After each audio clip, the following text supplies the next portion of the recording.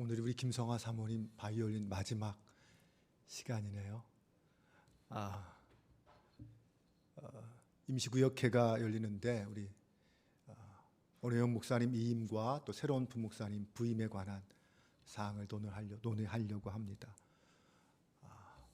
다음 주에 인사드리게 되겠지만 우리 오래영 목사님이 이제 새로운 목회 자리를 찾아서 임하게 되었습니다. 기도해 주시고 또 격려해 주시기 바랍니다. 사순절 기간입니다. 계속해서 말씀을 또 쓰고 또 묵상하는 일에 힘쓰고 계신 줄로 믿습니다. 저도 말씀을 쓰고 있는데 예전에 미처 구석구석까지 읽지 못했던 것들을 몇 번씩 반복해서 읽으면서 쓰다 보니까 또 새로운 느낌, 또 새로운 감정들이 솟아나는 것 같습니다. 말씀을 읽고 묵상하는 일에, 그리고 이제 우리 교인들은 또 쓰는 일에도 함께 힘쓰고 있습니다. 우리의 경건의 노력들이 우리의 삶과 인식을 바꾸고 태도를 바꾸고 가치관을 바꾸게 될 줄로 믿습니다.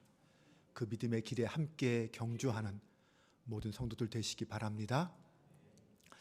기록문화연구소 유튜브에서 제가 댈러스 윌라드 목사에 대한 영상과 글을 본 적이 있습니다. 미국 남침례교회 목사이자 남가주대 철학과 교수였던 고 댈러스 윌라드 목사는 제자와 크리스찬을 구별했습니다. 크리스찬이란 예수 그리스도를 믿는다고 고백하는 사람을 말합니다. 그러나 고백한다고 해서 다 제자가 되는 것은 아닙니다. 윌라드 목사는 제자란 상대와 같은 존재가 되고 상대가 하는 일을 할 수 있기 위해 적절한 조건 아래에서 그 사람과 함께 있기로 작정한 자이다 라고 정의했습니다. 그래서 누군가의 제자가 된다라는 것에는 절대적인 전제 조건이 있습니다. 그 사람을 따라야 하고 그 사람과 함께 같이 있어야 하고 그 사람처럼 되는 법을 배우면서 그대로 실행하는 것입니다. 윌라드 목사는 이렇게 말했습니다. 오늘날 크리스천 사이에는 그릇된 신화가 있습니다. 제자가 되지 않고서도 크리스천이 될 수 있다는 것입니다. 제자가 되기 위해서는 자기 찢어짐과 비움, 돌이킴이 있어야 합니다. 그런데 그것 없이도 크리스천이 될 수 있는 시대에 살고 있습니다. 이것이야말로 이 시대의 비극입니다. 윌라드 목사는 이런 비극을 타개하기 위해서는 예수의 도를 날마다 배우고 훈련해야 한다라고 하면서 이 훈련의 중요성에 대해서 강조했습니다. 크리스찬들이 흔히 오직 은혜라고 말하면서 노력의 중요성을 간과합니다. 마치 노력이 은혜의 반대라고 생각합니다. 그러나 은혜의 반대는 공로입니다. 날마다 새로워지려는 영적 노력은 제자의 삶에서 절실한 가치입니다. 제자는 혼신의 힘을 다해 예수의 도를 배우고 지키는 자입니다. 예수학교는 지금도 수업 중입니다.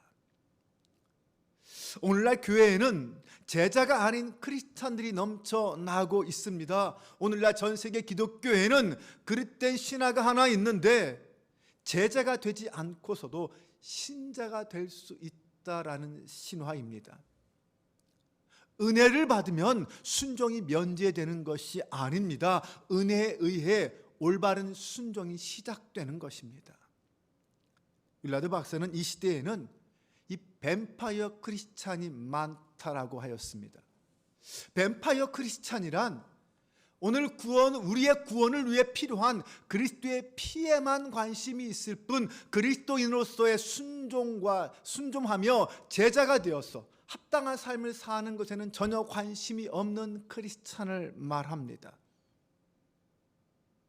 이해 가십니까?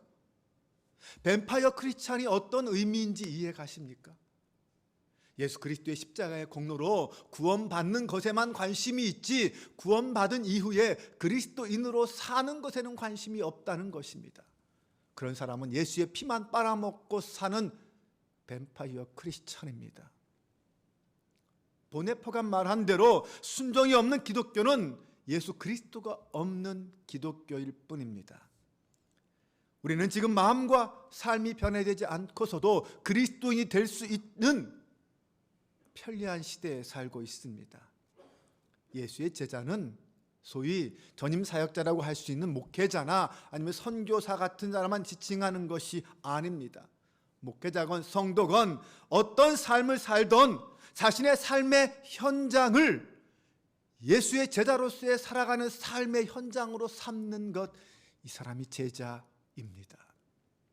윌라드는 예수의 제자도는 무엇을 하느냐, 이 doing의 문제가 아니라 어떤 존재가 되느냐, being의 문제라고 했습니다. 하나님 나라는 바로 지금 여기에 있는 그 어떤 실체입니다. 지금 여기에서 제자의 삶을 살아가는 것, 이것이 바로 예수의 제자가 누리는 천국의 삶입니다. 율라드는 성공을 이렇게 풀이했습니다. 크리스찬들에게 성공은 거룩함에 이르는 것입니다. 말과 행동에서 성령의 열매가 나타나는 것이 바로 성공입니다. 거룩하기 위해서는 하나님의 음성을 들으며 마음의 혁신을 이루어야 합니다. 그 혁신은 제자가 되지 않고서는 이루어지지 않습니다. 제자가 되기 위해서는 돌아서야 합니다. 자기를 찢어야 합니다. 그래서 제자도가 필요합니다. 오늘날 많은 그리스도인들이 사회로부터 비난과 조롱을 받고 있습니다. 소위 성도라고 불리는 크리스찬들이 사랑과 섬김의 본을 보여주지 못하고 자기 이익을 챙기기에 급급한 모습이기 때문입니다. 왜 이렇게 되었습니까? 그것은 우리 그리스도인들이 자신이 어떤 존재인지, 구원받은 자가 어떻게 살아야 하는지, 구원받은 자가 할 일이 무엇인지를 모르기 때문에 일어나는 일입니다. 한마디로 그리스도인으로서 진정한 제자도가 무엇인지 알지 못하고 그렇게 살지 않기 때문에 일어나는 일이라는 말입니다. 오늘 고린도후서 본문을 통하여 그리스도인으로서 단순한 신자가 아니라 제자의 삶은 무엇인지 함께 살펴보려고 합니다. 오늘 말씀을 통하여 저와 여러분이 뱀파이어 크리스찬이 아니라 진정한 예수의 참된 제자로 거듭날 수 있기를 주님의 이름으로 축원합니다. 먼저 오늘 본문의 배경을 살펴보겠습니다. 사도 바울이 2차 선교 여행에서 약 2년 동안 고린도에 머물면서 교회를 세웠습니다. 이 고린도 교회는 성령의 다양한 은사가 풍성한 교회였지만 안타깝게도 여러 가지 문제를 가지고 있는 안타까운 교회였습니다. 특히 그 교회를 설립한 그 바울의 사도직과 그의 선교 사역에 대한 비난과 조롱이 극심했습니다. 그렇게 된 이유는 바울이 고린도 교회를 떠난 이후에 다른 지역에서 활동하고 있던 순회 전도자들이 고린도 교회에 들어왔습니다. 그런데 그들은 바울이 전한 복음과는 다른 복음을 전했기 때문입니다. 또한 그들은 이 바울이 베드로나 요한 같은 사도로서 온전한 자격을 갖고 있지 못하다라고 말하면서 바울보다 자신들이 더 뛰어난 사역자다라고 자랑했습니다. 그들은 다른 교회가 보증한 추천서를 가지고 있다고 말하면서 어떤 신비한 영적 체험도 했고 이스라엘 사람으로서 예수님과 특별한 관계에 있다라고 주장합니다. 그런데 여기에 고린도 교인들이 동조하면서 문제가 생겼습니다. 바울은 이런 자신에 대한 조롱과 비난에 대하여 자신이 알고 있는 기독교 신앙의 본질로 논리정연하게 설명하면서 스스로를 변호했습니다. 오늘 본문은 바로 그 과정 가운데 등장하는 본문입니다. 바울의 말에 따르면 이 대적자들의 주장은 겉으로 보기에는 대단한 것처럼 보였지만 옛 시대의 기준에 따른 것에 불과하다라고 말합니다. 바울은 그들의 주장은 예수님이 이 땅에 오심으로 시작된 새로운 시대의 하나님의 기준으로 보면 하찮은 것일 뿐이다라고 일축합니다. 그러면서 하나님의 원대한 구속사의 관점에서 예수 그리스도의 십자가 죽음과 그 구속의 의미를 논리정연하게 설명하면서 그 하나님의 구속사에 자신의 역할과 더 나아가서 그리스도인의 역할이 무엇인지를 설명해 주고 있습니다. 모든 것의 시작과 근원은 언제나 하나님입니다. 하나님께서 세상을 사랑하셔서 독생자 예수를 이 땅에 보내셨습니다. 예수님은 우리의 죄를 대신 지시고 십자가에 달려 죽으셨습니다.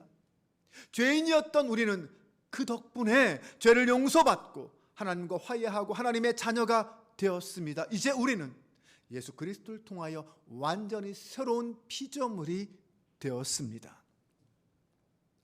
예수 그리스도 안에서 새로운 피조물이 된 우리에게는 두 가지 변화가 따라옵니다. 첫 번째는 먼저 그리스도 안에서 새로운 피조물 된 우리는 새로운 피조물에 어울리는 새로운 관점과 가치관을 갖게 되었습니다. 바울은 16절에서 자신이 이전에는 그리스도를 육신을 따라 알았지만 이제부터는 그렇게 알지 않는다라고 말하고 있습니다. 한때는 세상적 가치와 기준에 따라서 그리스도를 알았기 때문에 그리스도를 배척했고 성도들을 핍박했지만 이제는 더 이상 그렇게 알지 않는다라는 것입니다. 이 말은 이전에 자신이 가지고 있던 그 모든 욕망과 자랑, 그리고 가치관과 세계관, 삶의 목적과 목표 등을 십자가에 못 박아 버렸다. 이제는 하나님의 관점과 기준을 따라 생각하고 행동하고 말하는 사람이 되었다라는 것입니다. 이전에는 그렇게 좋게 여겼던 것들이 이제는 아무런 감동도 주지 못하게 되었다는 것입니다.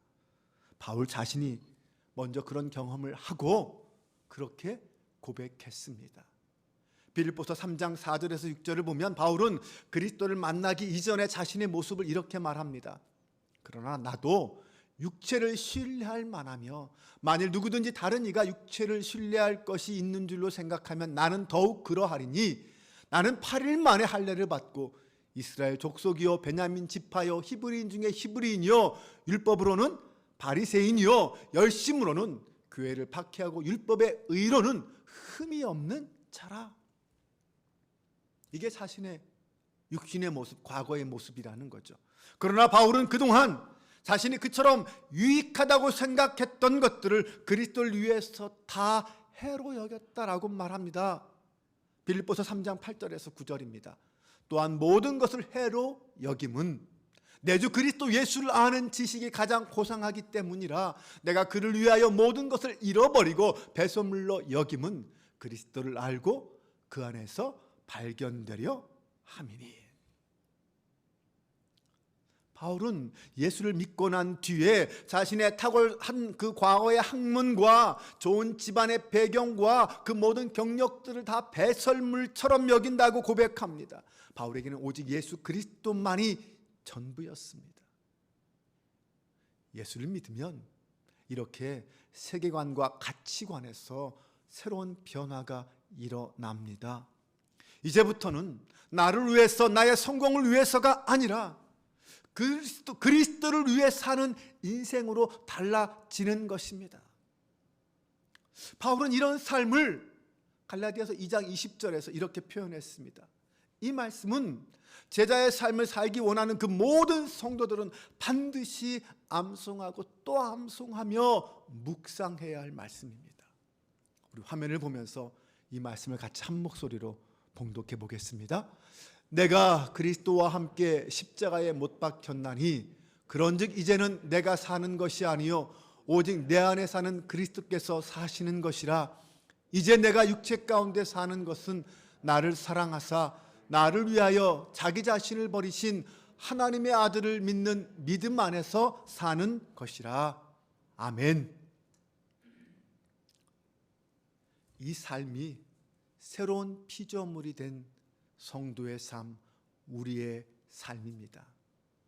이것이 바로 앞에서 델라스 윌라드가 말한 제자의 길, 제자도를 말합니다. 오직 믿음으로 구원받는다는 진리를 가르치는 그 바울에게는 믿음과 순종은 결코 분리할 수 없는 일체였습니다. 정직한 믿음은 순종으로 증명되고 온전한 순종은 곧 믿음을 보증합니다. 이제 그리스도의 대속으로 새로운 피조물이 된 우리는 그 사랑에 이끌려서 그리스도를 위하여 그리스도와 함께 그리스도께 순종하며 살아가는 제자가 되는 것입니다. 사랑하는 여러분, 그리스도 안에서 새로운 피조물 된 우리 앞에는 이제 주님과 함께하는 새로운 시대가 펼쳐져 있음을 믿으시기 바랍니다. 두 번째로, 새로운 피조물이 된 우리는 이 땅에서 그리스도의 사신이 되어야 합니다. 고린도후서 5장 20절에 보면, 그러므로 우리가 그리스도를 대신하여 사신이 됐다라고 표현합니다. 여기서 사신은 하나님의 사신을 말합니다. 사신은 대리자를 의미하죠. 예수님이 2000년 전에 이 땅에 하나님의 사신이 되어 오셨습니다. 예수님이 오셔서 우리의 구원의 역사를 이루셨습니다. 아담 이후에 죄로 인해 막혀있던 하나님과 우리 사이의 그 모든 담을 무너뜨리시고 화목하게 하셨습니다. 십자가로 허무셨습니다. 바울은 그것을 향하여 그리스도로 말미암아 하나님과 우리가 화목하게 되었다라고 이야기했습니다. 그런데 하나님은 바울뿐만 아니라 아직 화목하지 못한 이 세상 모든 사람들과도 화목하기를 원하십니다. 그래서 하나님은 바울에게 하나님과 세상을 화목하게 하는 직분을 주었습니다. 하나님은 바울을 그리스도를 대신하는 사신 하나님의 대리자로 세상에 보내주신 것입니다. 그래서 바울은 그 직분을 받은 자로서, 화목하게 하는 직분, 하나님의 사신이라는 직분을 받은 자로서 감히 고린도 교회 성도들을 향하여 이렇게 간청합니다. 너희는 하나님과 화목하라. 그리스도 예수 안에서 하나님과 화목하여 하나님의 의가 되어라. 물론 바울은 그리스도처럼 고린도 교회 성도들을 향하여 십자가를 대신 질 수는 없습니다. 다만 이미 예수님이 십자가를 지고 우리의 모든 죄를 사하셨기 때문에 바로 그 예수가 그리스도이다라고 선포하고 증거하는 것입니다. 그래서 바울은 이제 고린도 교회 성도들은 예수 그리스도 안에서 새로운 피조물이 되었다라는 사실을 믿고 이전의 삶의 방식이 아니라 새 시대에 합당한 새로운 삶의 방식을 따라 살아야 한다라고 말하고 있는 것입니다. 새 시대엔 새로운 삶의 방식이 있습니다. 그것은 바로 우리를 사랑하여 독생자를 보내주신 그 하나님의 사랑과 은혜를 기억하며 감사하며 새 시대를 열어주신 그 예수 그리스도의 모범을 따라 살아가는 것입니다. 다시 말하면 예수 그리스도를 통하여 나타난 그 하나님의 사랑과 은혜에 감사하며 그것을 전하며 사는 것입니다. 이것이 새 시대의 새로운 시대를 살아가는 새로운 피조물의 삶의 방식입니다. 바울은 그런 삶을, 하나님과 원수되었던 세상을 하나님과 화목하게 하는 삶이다, 바로 그리스도를 대신하여 사신이 된 삶이다 라고 말했습니다. 아무도 볼 수 없는 하나님에 대하여 알려주시기 위해서 독생자 예수님이 이 땅에 인간의 육신을 가지고 오셨습니다.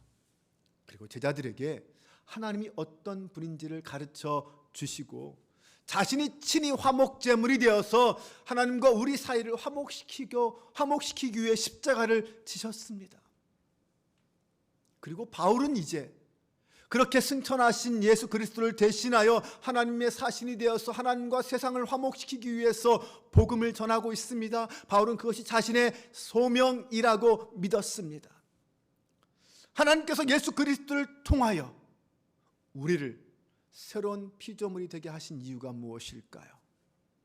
그 은혜의 복음 안에서 우리만 누리도록, 그 복음을 누리며 살 수 있도록 하기 위해서가 아닙니다. 하나님은 우리 안에 있는 그 은혜가 흘러서 차고 넘쳐서 우리의 가족과 친구와 이웃과 동료들에게 전해지기를 원하십니다.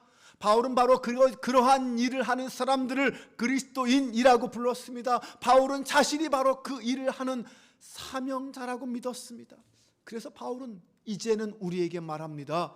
너희가 하나님과 화목되었으면 이제는 너가 너희 주변에 있는 그리스도 밖에 있는 자들에게 그리스도의 십자가를 전하여 그들로 하여금 하나님과 화목하게 하라, 이렇게 간절히 호소하고 있는 것입니다.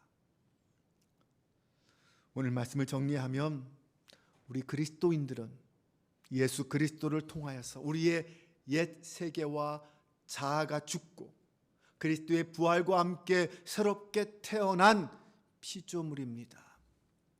우리가 피조물이 된 이유는 두 가지입니다. 첫째는 이제부터 하나님의 말씀에 근거한 새로운 인식 기준, 가치 기준을 가지고 이 땅을 살아가는 것입니다. 하나님의 눈으로 세상을 보고 판단하고 살아가는 것입니다. 두 번째는 우리가 그리스도의 사신이 되어서 복음을 전함으로 모든 사람이 하나님과 화목할 수 있도록 하고 이 땅에 하나님의 뜻이 이루어지도록 하는 것입니다.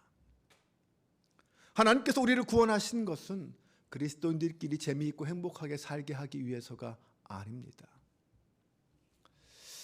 하나님께서 우리에게 주신 복을 받아서 우리의 가족과 친구와 이웃과 동료, 다른 모든 사람들에게 전해 그들도 죄를 용서함 받아 하나님과 화목하고 그분의 자녀가 되게 하기 위해서였습니다.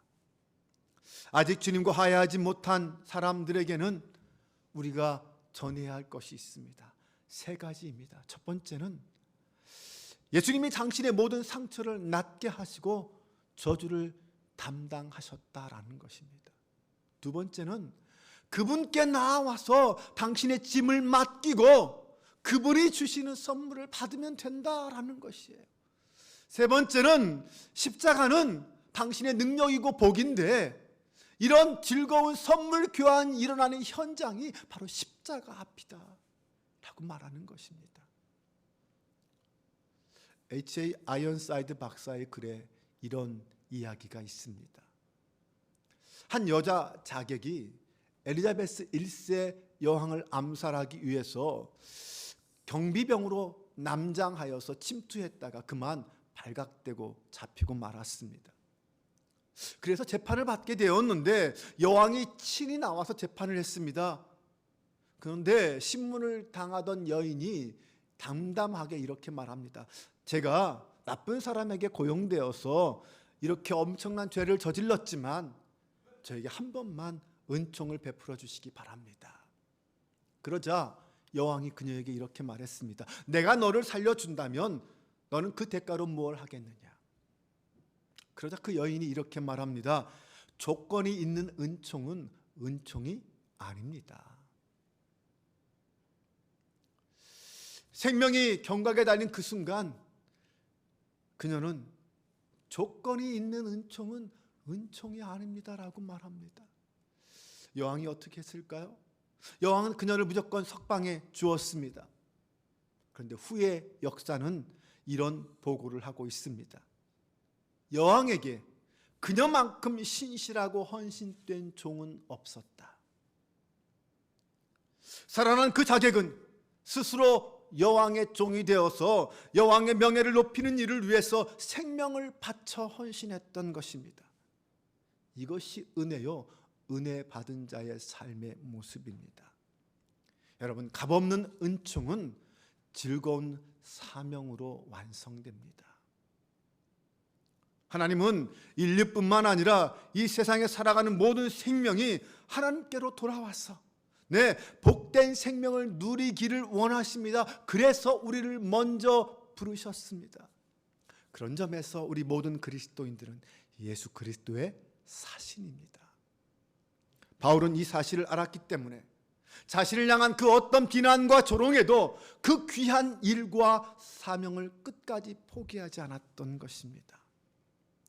사랑하는 여러분, 오늘 우리도 바울처럼 하나님께서 우리를 부르신 그 목적 앞에 신실하게 응답하는 신실한 피조물, 새로운 피조물이 될 수 있기를 주님의 이름으로 축원합니다.